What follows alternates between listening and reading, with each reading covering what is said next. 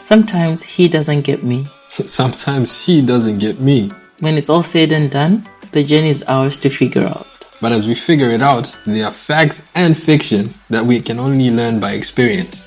Our very own experiences, regardless of where they're coming from. From statements like, men are driven by sex, to comments like, your marriage will only last if you give your husband a son.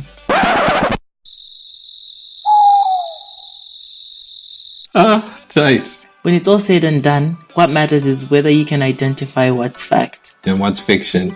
This is Ta. I'm T. And this is the Married Now What podcast.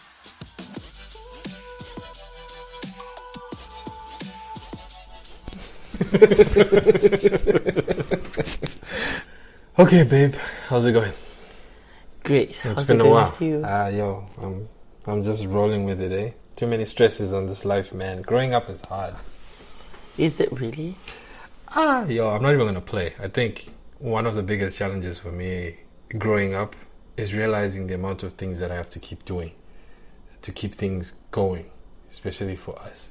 Like, there's the standard, you have to go to work. You're 8 to 5, do what you got to do and all that stuff. You don't necessarily have to hold on an 8 to 5. I don't have to hold on to an 8 to 5, but people need to be fed, right? Okay. So but it's not necessarily an 8 to 5. But yeah, no, in my neck of the woods, it's been interesting the last few weeks. Which brings me to my question for you. Give me one word that would describe your day today. Chill. This is the very same word I was going to have today. It's just like straight chill, yeah? Yes.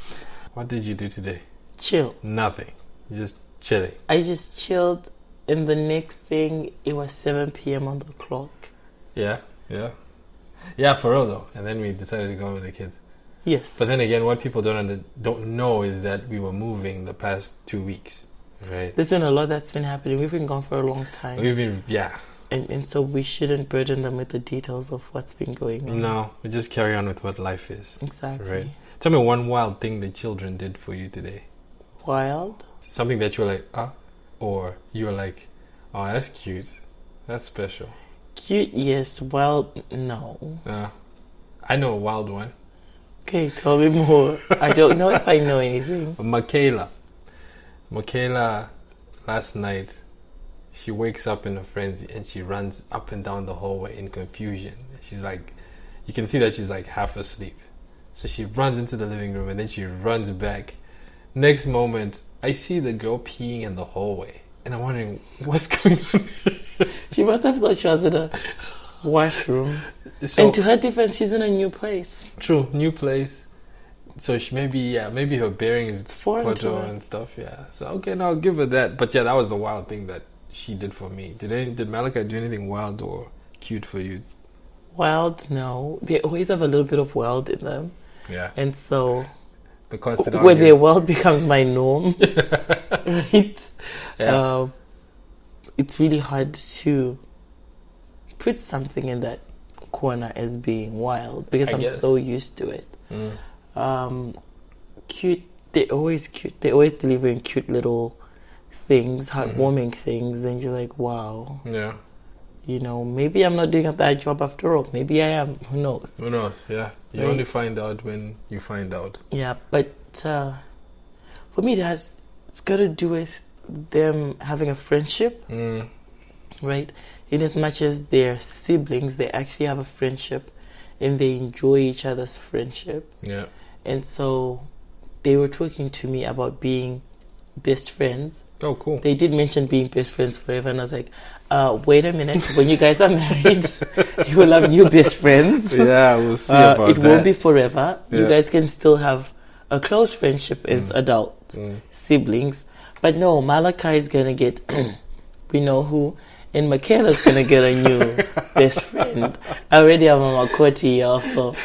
I had a message. Yeah, he talks about that girl. I'm a message with y'all. And he's only like, what, four going on 5. And what would be funny is if in the future, you know, like however many years from now, we look back at this very podcast and this episode rather, and you know, we're like, geez, that day we were talking about Kai and this person, and look at them now. Be comical.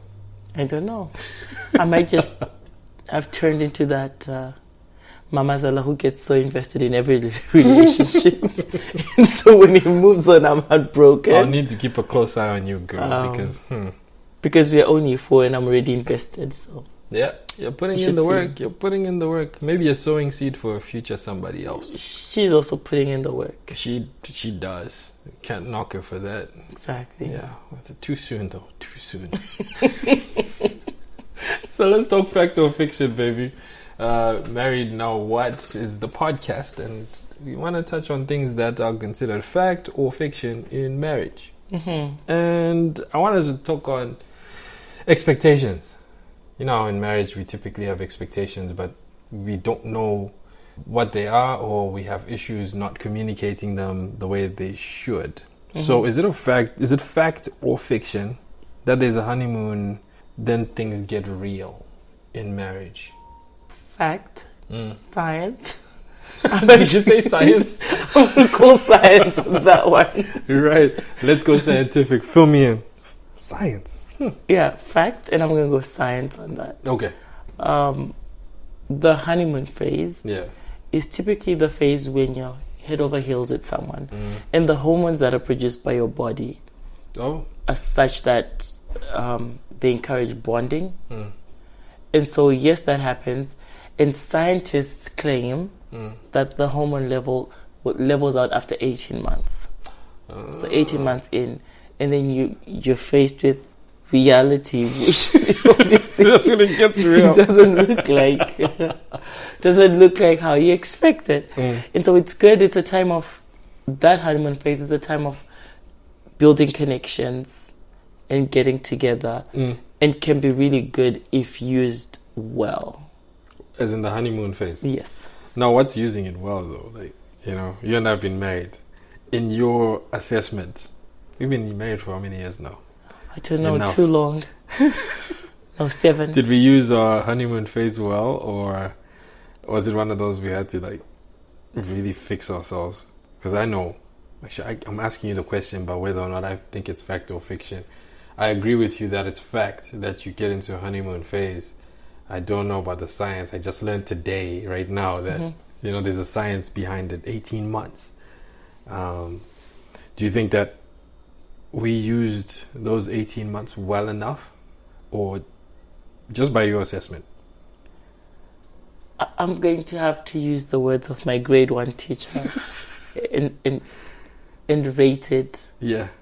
Can do better. Like, we could have done better. That's what I'm going to give it. Podcast. Can do better. Yeah. But yes, that's how I'm going to grade it, and then I'll ask you to grade it before we go into the whys. Can do better. Well, that was my grading. Yeah. But how would you grade? What were the other grade 1 ratings? Maybe I could clean off. Like a 1-star wise.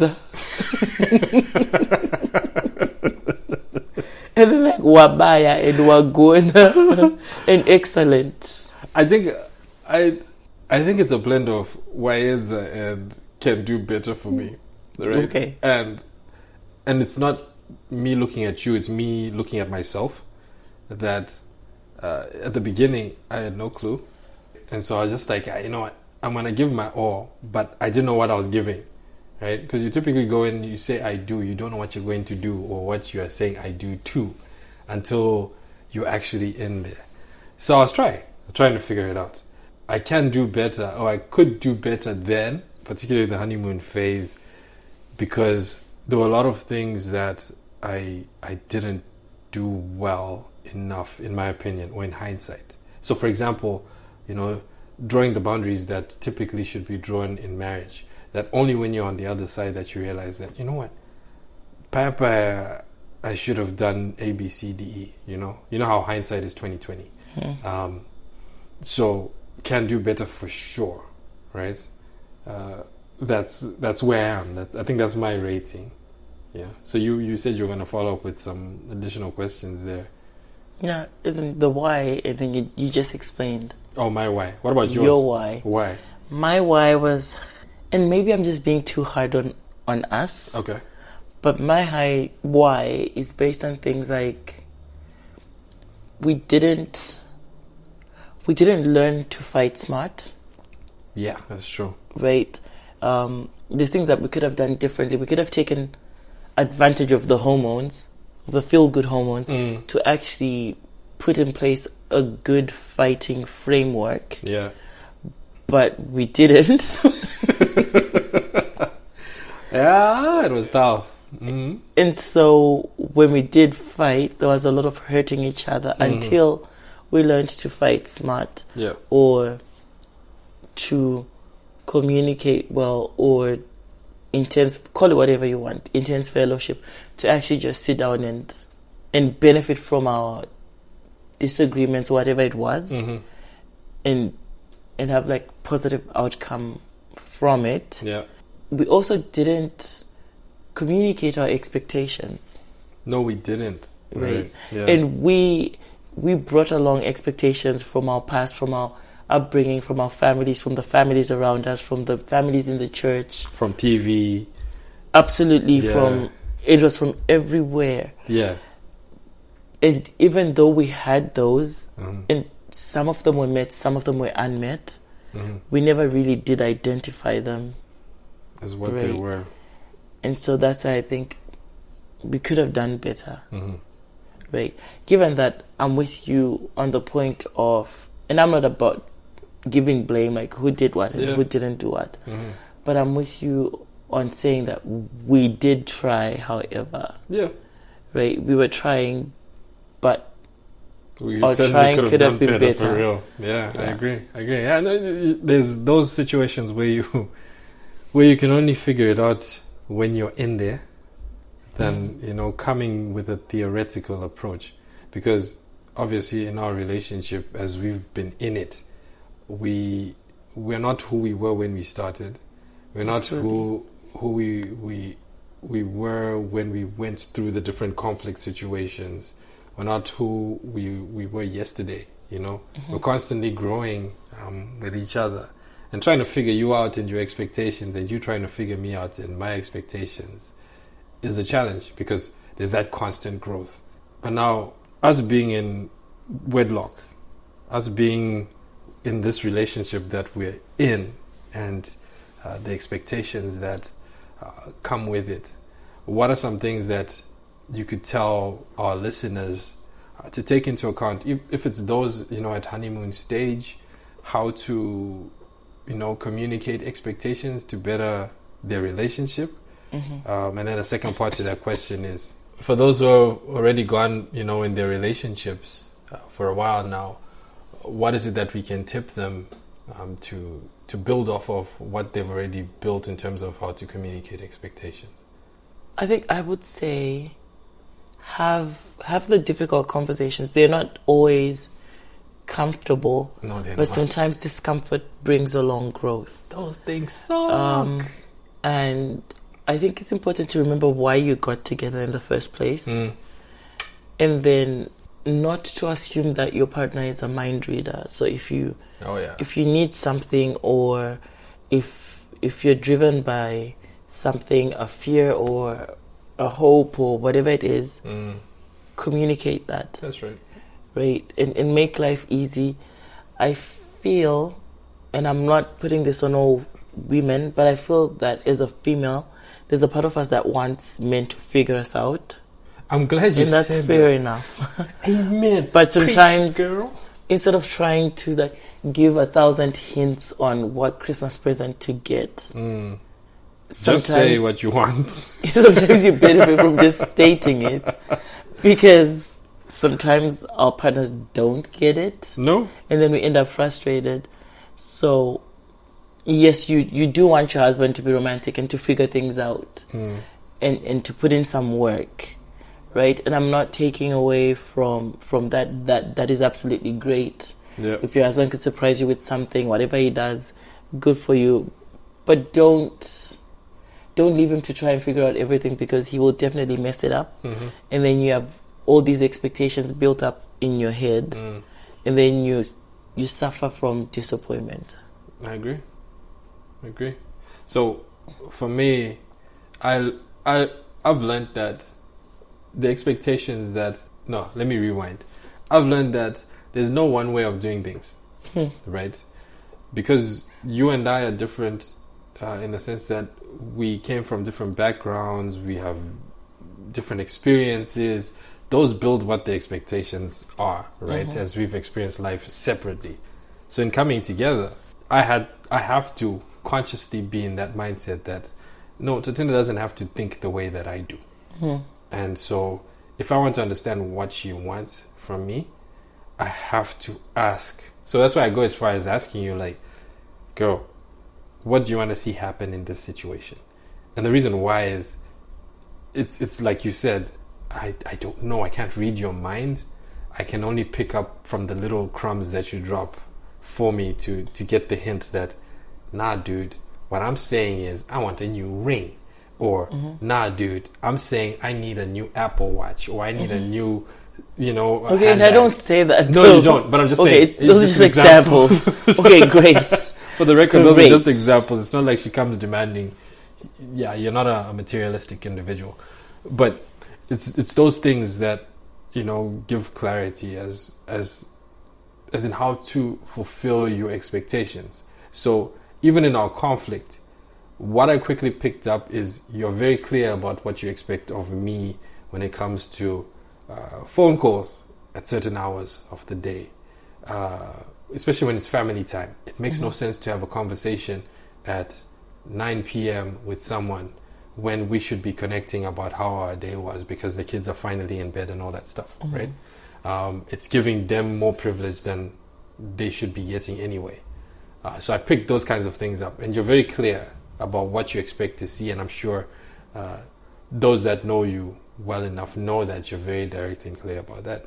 So it makes my life so much easier because I know, okay, not a WWJD or WWTD, what would Tatinda do? But it's something that I lean on. Like when I'm out there doing what I do at work and all that stuff, I tend to consider what you would think, because anything that affects me is going to affect you, be it directly or indirectly, right? So that's how I kind of work through our relationship. Have I done a good job of, clearly articulating my expectations to you? Sometimes. Tell me more. Give us an example of when I have and when I have failed to. Sometimes you just don't say. It's not a matter of failure. It's a matter of holding back. Okay. And I don't know if that makes sense. Just not saying it. Right? And that's not all the time. Granted, we're having this discussion a few years in, or I'm not going to say a lot, but some years into our relationship. So there's things that I've learned over the years. Right? And I've come to know that, okay, if we're having sadza, we might as well have some shito with the sadza, because that's how it's going to want. Right? And those are things you learn over the years. So I think my perspective is so different now as opposed to way back then, right? Going back then, I think you had an expectation that I would do things the way you had known them. Right. Yep. I was supposed to become a part of your system, and I was supposed to do things the way I was in the environment I was brought up in, that kind of thing. And so we had a lot of conflict when it turned out I didn't view things the same way, or it didn't even cross my mind to do things the way you would. And I think the same happened for me. There'd be times when you'd call me and say, well, I've just done A, B, C, D. And I'm like, dude, but why would you do it that way? And you would say, but I thought I tried. And I'm like, isn't that complicated? Why wouldn't you do X, Y, Z? And you'd be like, well, or you're right, or no, why would I do it that way? Or, oh, it never really hit me that I could do it that way. And so it's been good. My thing is with expectations, it's good to put it out there. I always tell my girlfriends that we teach people how they treat us. And so sometimes you do have to communicate it and teach the other people how to treat us. Sometimes we're not responsible for what people do to us. But in other moments, it's things that we've allowed.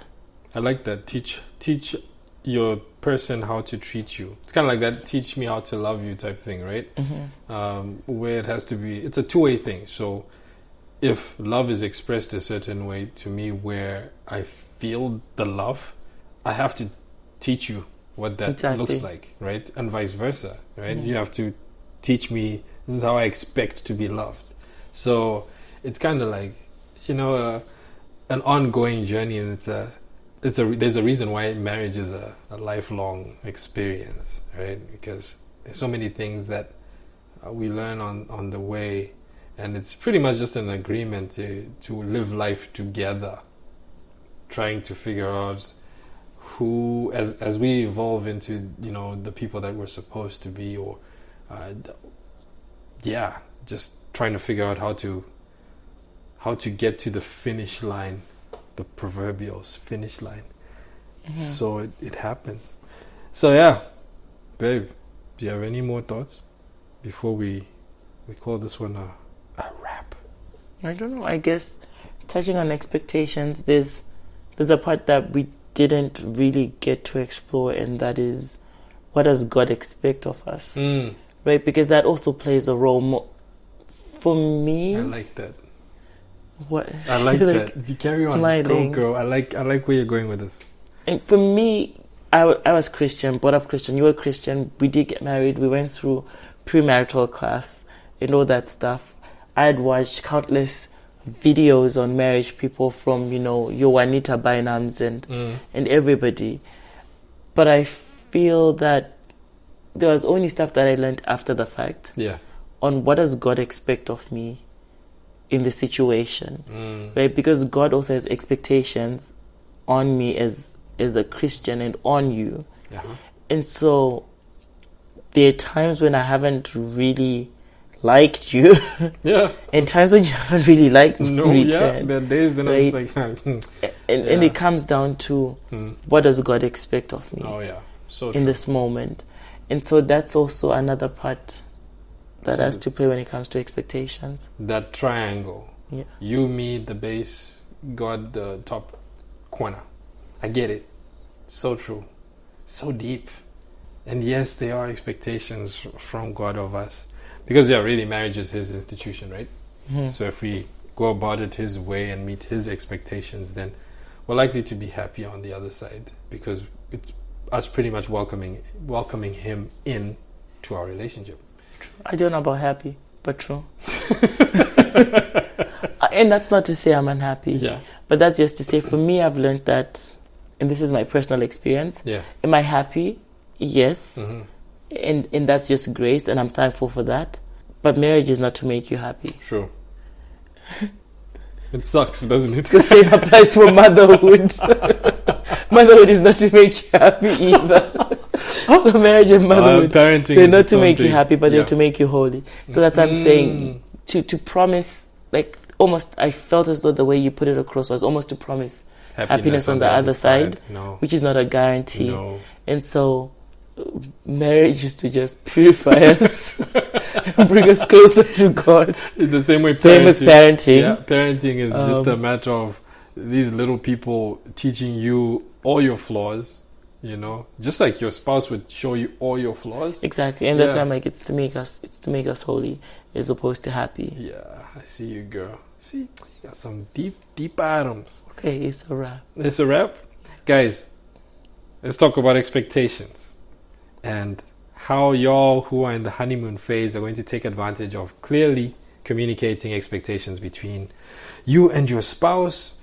And for those that have, gotten to the real stage of marriage, right? Honeymoon aside, are you working on being holy, or are you trying to go by the world standard and push for being happy?